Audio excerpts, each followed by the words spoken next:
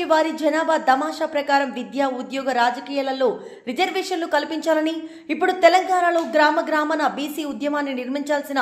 ఆవశ్యకతను ఉందని, దానిలో భాగంగా బీసీలు పనిచేసే చోట ప్రతి పనిలో బీసీలకు జరుగుతున్న అన్యాయం గురించి చర్చిస్తూ ఎక్కడికి అక్కడ ఉద్యమాలు నిర్మించాల్సిన బాధ్యత గుర్తు చేస్తూ చాయ్ పే చర్చ కార్యక్రమానికి బీసీ జేఏసీ నాగర్ కర్నూలు జిల్లా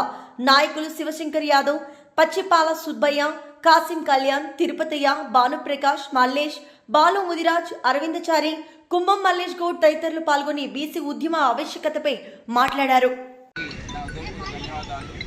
మన ఉద్యమం అనేది వ్యక్తిగతంగా గల్లీ నుంచి ఢిల్లీ వరకు మనం సొంతంగా మనం బీసీలం మనకు రాజ్యాధికారం రావాలని, విద్య, వైద్య,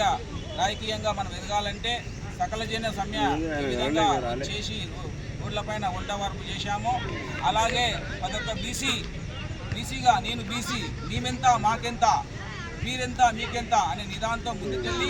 ప్రతి గల్లీకి ఒక లీడర్ తయారై గల్లీలో మన ఉద్యమాన్ని మన బీసీలమంతా ఏకతై గల్లీలో బీసీ నా సంఘాలు పెట్టుకొని గల్లీ నుంచి ఢిల్లీ దాకా మన వాదన నిలిపించి పార్టీలకు అతీతంగా ఎవరే పార్టీలున్నా నేను బీసీ నాకు ఎందుకు ఇవ్వనే విధంగా మన రాజకీయ నాయకులపై ఒత్తిడి చేస్తేనే ఈ ఉద్యమం ముందుకెళ్తుందని ఈ సందర్భంగా తెలియజేస్తున్నా.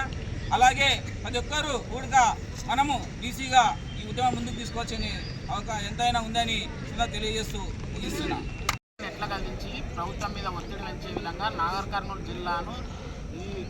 దేశానికి ఒక దిక్సూచిగా బీసీ ఉద్యమం ఇక్కడ పెట్టినామంతా ఢిల్లీకి అంటుకునేటట్టు ఏ విధంగా మనం ఉధృతంగా నిర్వహించాలి, దాని మీద సూచనలు సలహాల కోసం ఇచ్చి వచ్చారు.